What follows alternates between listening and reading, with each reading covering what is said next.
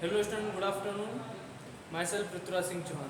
पिछले वीडियो में आपने देखा कि भोजन के घटक के बारे में, तो पिछले वीडियो में जो पोषक तत्व थे उनके परीक्षण के बारे में पढ़ते।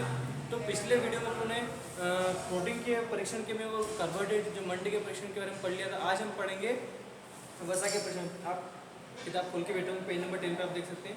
तो वसा के परीक्षण के लिए अपने क्या करना है कि कोई खाद्य पदार्थ ले लेना है। ठीक है, कोई सा भी खाद्य पदार्थ उसकी थोड़ी सी कम मात्रा में लेना है और उसके बाद उसके कागज़ के टुकड़े में लपेट कर उसको थोड़ा कूट देना।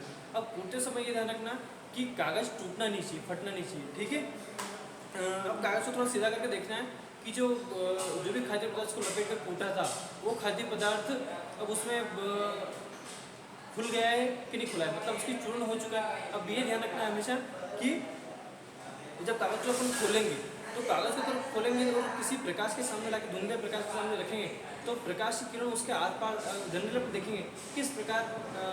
उन्होंने अगले लेसन जो पढ़ेंगे तो पारदर्शी पारभाषी में पढ़ेंगे तो वहाँ बताया गया था कि किस प्रकार उसमें जो लाइट है, जो प्रकाश है, ट्रांसपेरेंट होता है या नहीं होता। तो अगर उस कागज़ का जो टुकड़ा है उसमें से हल्का अपने को कुछ धब्बा दिखाई दे, उसमें से धुंधला प्रकाश उसमें गुजरता हुआ दिखाई देगा तो समझ सकते हैं कि उसमें वसा उस पदार्थ में है। ठीक है, अब इसके अलावा कागज़ पर जो तेल का जो धब्बा दिखाई रहा है उस क्या था, उस पदार्थ में वसा का परीक्षण दिखाता है कि उस पदार्थ में वसा पाई जाती है। ठीक है, अब हो सकता है कि जो खाद्य पदार्थ अपन ले रहे हैं उस खाद्य पदार्थ में कुछ पानी की मात्रा हो सकती है। तो अपन को क्या करना, जो भी खाद्य पदार्थ ले रहे हैं उस कागज़ के ऊपर हल्का हल्का रगड़ कर देखना। रगड़ने से क्या होगा, कागज फटेगा भी नहीं और उसमें जो पानी और जो वसा की मात्रा हो या ना हो, तो पानी की मात्रा जो भी होगी, पानी हो सकता है उसमें है तो पानी क्या होगा उसमें से वहाँ से निकल जाएगा। तो पानी उसको थोड़ी देर के लिए धूप में रख देंगे। धूप देने से क्या होगा कि जो पानी जो है उसमें उड़ जाएगा और वसा की मात्रा बच जाएगी। अगर वैसा वैसा धब्बा है फिर उसमें कुछ क्रिया उसमें पेपर में अगर दिख रही तो हम समझ पाएंगे उसमें वसा की उपस्थिति उसमें पाई जाती है। ठीक है, इसके अलावा अभी अपन जो तीनों परीक्षण किए थे पिछले वीडियो में, अपन मंड का परीक्षण, प्रोटीन का परीक्षण किया। इस वीडियो में अपन अभी स्टार्टिंग के लिए वसा के परीक्षण के बारे में बात कर रहे थे। तो परीक्षण से अपने पता चलता है कि किन्हीं भी खाद्य पदार्थ में सारी चीज़ें पाई जाती है या नहीं पाई जाती है। ठीक है, अब हो सकता है कि किसी खाद्य पदार्थ में तीनों चीज़ पाई जाती हो सकता है। ये बहुत मुश्किल होता है कि सारी जो पोषण है वो सब इसमें पाए जाते हैं या नहीं पाए जाते। तो किसी खाद्य पदार्थ में तीनों चीज़ नहीं पाई जाती हो या किसी खाद्य पदार्थ में दो चीज़ें पाई जाती हो, तो ये जो चीज़ें हैं ये अपने परीक्षण करके देखा कि हमें ये चीज़ें क्यों चाहिए होती। अब जैसे कि कार्बोहाइड्रेट की बात कर ली, प्रोटीन की बात कर ली, वसा के बारे में बात कर ही रहे।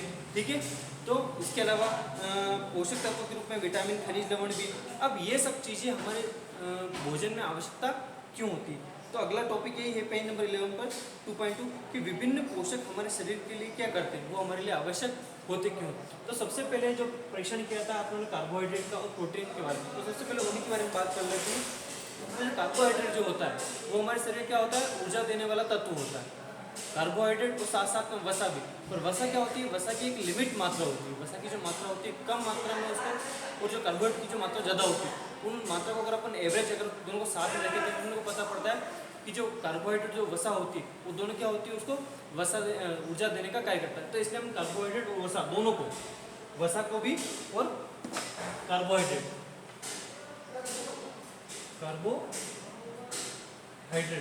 दोनों जो पोषक तत्व जो होते हैं ये दोनों क्या होते हैं, ये हमारे ऊर्जा देने वाले पोषक तत्व होते हैं। ये दोनों कौन कौन से, वसा और कार्बोहाइड्रेट, ये दोनों हमारे क्या होते हैं, ऊर्जा देने वाले पोषक पदार्थ होते हैं। ठीक है, अब आगे हम बात करते हैं। उससे पहले आप पेज नंबर 11 पर आप देख सकते हैं बहुत सारे यहाँ पर चित्र 2.4 में वसा के कुछ स्रोत दे रखे, कार्बोहाइड्रेट के स्रोत दे रखे। कार्बोहाइड्रेट के स्रोत में पढ़ के आपको बताता हूँ, जैसे कि बाजरा है, चावल, गेहूँ, शकरकंद, आलू, गन्ना, पपीता, तरबूज, आम, मक्का, ये सब क्या है, इनके कार्बोहाइड्रेट के स्रोत है। अब यहाँ पे कुछ पादप स्रोत जो कि पेड़ पौधे से मिलते हैं और कुछ जंतु स्रोत जो कि जंतु से मिलते हैं। तो यहाँ पे मूंगफली, गिरी होती है जो कि पादप स्रोत है। मछली, मांस, अंडा, घी, पनीर, मक्खन, क्रीम, ये सब क्या है, सारे जंतु स्रोत है। अगले पेज पर हम आ जाते हैं। अभी हम बात करेंगे किसकी, प्रोटीन की। तो प्रोटीन क्या होता है, प्रोटीन शरीर का एक तरह से क्या होता है, शरीर का वृद्धि और रखरखाव के लिए आवश्यकता होता है। तो शरीर की जो भी वृद्धि होती है, विकास होता है, इसके लिए उत्तरदायी पोषक तत्व कौन सा होता है, प्रोटीन होता है। तो प्रोटीन जो कि है, इसलिए प्रोटीन क्या बोलते हैं, शरीर वर्धक पोषक तत्व, शरीर वर्धक जो पोषक तत्व कहलाता है क्या कहलाता है, वो प्रोटीन कहलाता है। अब विभिन्न जो रोग होते हैं वो अब हम बात, इससे पहले आप देख लें प्रोटीन के कुछ स्रोत के बारे में देख लेते हैं। तो पेज नंबर 12 पे आप देखें, चित्र 2.5 में प्रोटीन के कुछ स्रोत दे रखे हैं, पादप के स्रोत भी हैं और जंतु के स्रोत भी हैं। अब पादप के स्रोत में आप मटर, चना, मूंग, तूर दाल, राजमा, सोयाबीन, और जंतु के स्रोत में मांस, मछली, पनीर, अंडे, दूध के अलावा जो सारी चीज़ें रहती है, ये सब क्या है, इसके जंतु के स्रोत है। अब हम बात करते हैं आगे विटामिन के बाद। विटामिन क्या करते हैं, हमारे शरीर की रक्षा करने करते हैं, जो रोगों से जो लड़ने की क्षमता होती है उसको उत्पादन करने का काम क्या करते हैं, विटामिन करते हैं। इसके अलावा हमारी आँख है, हमारी अस्थियाँ हैं, हमारे दांत है, हमारे मसूड़ है, इनको भी मजबूती प्रदान करने का काम क्यों करते हैं, विटामिन करते हैं। ठीक है। अब विटामिन भी कई प्रकार के होते हैं, जिसमें से vitamin A, vitamin B, vitamin C, vitamin D, सारे इसमें लिखे हुए हैं और आप थोड़े बहुत पढ़े भी होंगे, बुक में देख सकते हैं।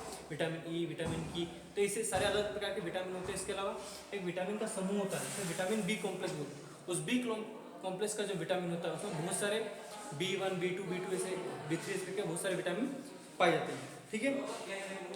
अब विटामिन जो होते हैं उनकी जो आवश्यकता होती है हमारे शरीर को बहुत ही कम होती है। इसके अलावा विटामिन ए जो होता है वो हमारी त्वचा और हमारे आंखों की रक्षा प्रदान करने का कार्य करता है। विटामिन सी जो है बहुत सारे रोगों से लड़ने की क्षमता प्रदान करता है। विटामिन डी जो है हमारी अस्थियाँ, जो शरीर की हड्डियाँ हैं, जो दांत हैं, उनको कैल्शियम है, उनको कैल्शियम उत्पन्न करता है और शरीर को मजबूती प्रदान करता है। ठीक है। अब इनसे संबंधित जो सारी चीज़ किन किन चीज़ों में विटामिन पाता है, तो vitamin A, B, C, D जो भी है, तो चारों चीज़ों किन किन चीज़ों पाई जाती है, वो सारी चीज़ें भी यहाँ पे लिखी हुई हैं। ठीक है। अब आगे बढ़ते हैं अपन, यहाँ पे एक पेज नंबर 13 पर बुजुर्ग पहले ने एक बात यहाँ पे कि हमारे शरीर जो है वो विटामिन डी बनाने का भी कार्य करता है। और विटामिन डी हमें मिलता है कहाँ से, सूर्य के प्रकाश से। अगर आपको सूर्य के प्रकाश या सूर्य की रोशनी में अगर कम आते हैं तो हो सकता है हमारे शरीर को जो विटामिन डी का जो निर्माण कर रहा है बहुत कम कर रहा है। और अगर अपन सूर्य की उपस्थिति में रहते हैं तो हमें पता पड़ता है कि विटामिन डी का निर्माण हमारे शरीर में होता है। तो बाहर से भी वैसे भी विटामिन सारे बनते साथ साथ विटामिन डी को भी बनता है, वो सूर्य के प्रकाश की उपस्थिति में भी बनता है। ठीक है। अब इसके अलावा प्रोटीन हो गया, वसा हो गया, कार्बोहाइड्रेट हो गया, ठीक है, विटामिन हो गए, मंड हो गए, सारी चीज़ें हो गई। इसके बाद हम बात करते हैं खनिज लवणों की। तो खनिज लवण जो होते हैं उसकी जो मात्रा होती है शरीर को बहुत ही कम होती है, और शरीर के अच्छे विकास और स्वास्थ्य के लिए हमें खनिज लवण की भी आवश्यकता पड़ती है। तो जो खनिज लवण है बहुत सारे, वो भी इसमें बुक में दे रखे हैं सारे, आप देख सकते हैं पेज नंबर 30 पर। आयोडीन के कुछ स्रोत हैं, वहाँ पर पालक दे रखी है, अदरक दे रखा है। ठीक है। फास्फोरस के स्रोत जहाँ पे दूध, केला, कुछ चावल है, मूंगफली के दाने हैं। ठीक है। लोह तत्व में सब्जियां हैं जिसमें कि पालक है, सेब है, यकृत है। ठीक है। और कैल्शियम के कुछ स्रोत है, इसमें दूध, अंडे, इसके अलावा बहुत सारी चीज़ें यहाँ पर दे रखी है। ठीक है।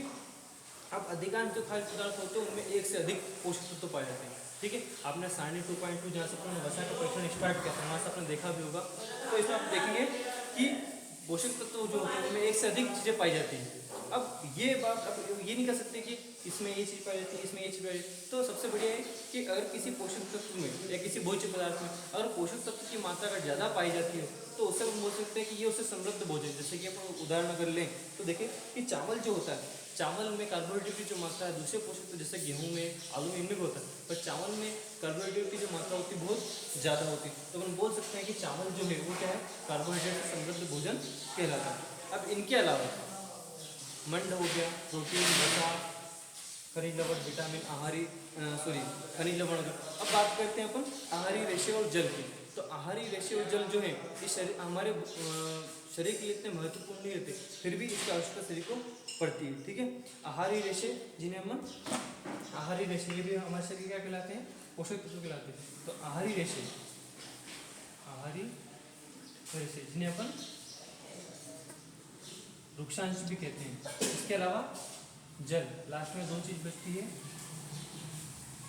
आहारी रेशे और जल, लास्ट में ये चीज़ें बचती हैं। तो ये भी क्या होते हैं, बहुत जरूरी होते हैं। आहारी रेशे से वृक्षांश मैंने लिख ही दिया है। ठीक है।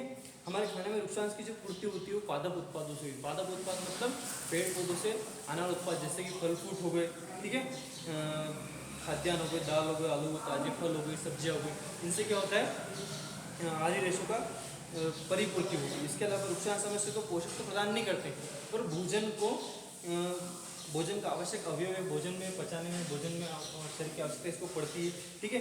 तो ये इसके आयतन को बढ़ा देते हैं। और नुकसान क्या करता है, बिना पचे भोजन को शरीर से बाहर निकालने में हमारी मदद करता है। मतलब जो बिना पचा भोजन है उसको बाहर से निकालने में कौन मदद करेगा, आहारी रस, जिससे अपन नुकसान से बोलते हैं। अगले पेज पर आते हैं, ठीक है। अब बात करते हैं जल की। जल सब जानते हैं हमारे शरीर का बहुत ही आवश्यक तत्व है, ठीक है। बहुत ही बड़ी मात्रा में पाया जाता है। शरीर का जो 60-70% जो भाग होता है हमारे शरीर को किससे बना होता है, जल से बना होता है। तो जल क्या करता है, उपस्थित पोषकों को अवशोषित करने में हमारी मदद करता है। जितने भी पोषक तत्व जो मुख्य रूप से हमारे शरीर के, उनको अवशोषित करने का कार्य कौन करेगा, जल करेगा, ठीक है। शरीर के कुछ अपशिष्ट पदार्थ है तरल पदार्थ के रूप में कौन कौन से, जैसे मूत्र है, इसके अलावा कौन कौन से आपका पसीना, जो अपशिष्ट पदार्थ हमारे को शरीर से बाहर निकालने की प्रक्रिया जो करता है कौन करता है, आपका जल करता है। हमारे शरीर के जितने भी पार्ट है उसको जल की जितनी आवश्यकता होती है वो हमें जनरल बाहर से मिल जाती है। जैसे कि खाने में जो अपन भोजन बना रहे हैं उसमें अगर जल मिला लेंगे, इसके अलावा फल फ्रूट हैं, और इसके अलावा कौन कौन, जैसे कि बाहर से अपन द्रव लेते हैं, कौन कौन, जैसे कि दूध हो गया, चाय हो गई, पानी हो गया, अलग से अपन जल की परिपूर्ति हो जाती है। पर इसके अलावा हो सकता है कि कोई और चीज़ है जहाँ से अपन जल की परिपूर्ति करते हैं। तो यहाँ पर एक क्रियाकलाप दे रखा है। तो आप इस क्रियाकलाप को समझ लें कि क्रियाकलाप जब भी आप यहाँ देखेंगे, कोई सा भी फल फ्रूट अपन काटते हैं, यहाँ पर जैसे कोई सा भी फल फ्रूट ले रहे हैं, यहाँ पर जैसे कि यहाँ टमाटर और नींबू ले लिया, तो टमाटर और नींबू जब भी अपन काटेंगे तो अपने हाथ के वाले थोड़े गीले होते हैं, तो पानी की मात्रा उसमें भी लग जाती है।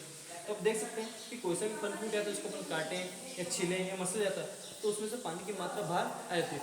इससे हमें अपने पता पड़ता है कि बाहर से जो अपन द्रव जो पी रहे हैं, चाहे दूध, जो भी पानी, जो भी तरल पदार्थ को पी रहे हैं, उसके अलावा फल फ्रूट है उससे भी पानी की परिपूर्ति होती रहती है। और उसके अलावा जो भी भोजन अपन बना रहे हैं तो भोजन को बनाने में भी अपन क्या करते हैं, पानी को साथ में मिलाते हैं, तो वहाँ से भी बचे उस भाग की जो पूर्ति जो अपने शरीर को चाहिए होती है पानी की पूर्ति, वो वहाँ पर भी हो जाती है। तो यहाँ पर अपन ने देखा कि किस प्रकार से अपने वसा का परीक्षण किया, और इसके अलावा विभिन्न पोषक जो हमारे शरीर के लिए बहुत ही आवश्यक है, तो वो शरीर के जो पोषक तत्व जो आवश्यक किस लिए, उनके चीज़ें बता रही कि कौन कौन सा पोषक तत्व अपने शरीर को, जैसे कि वसा, कार्बोहाइड्रेट मैंने आपको बताया था, ये ऊर्जा देने वाले होते हैं। इसके अलावा प्रोटीन जो है हमारे शरीर का वृद्धि और रक्षक का कार्य करता है। विटामिन जो हमारे शरीर क्या करते हैं, स्वस्थ बनाने के लिए, मजबूत बनाने के लिए, ठीक है। आहारी रस, नुकसान, ये सारी चीज़ें हमको चाहिए होती है, ठीक है। अगले टॉपिक में हम पढ़ेंगे संतुलित आहार। संतुलित मतलब कि भोजन को संतुलन का बनाने का कार्य करना है, ठीक है।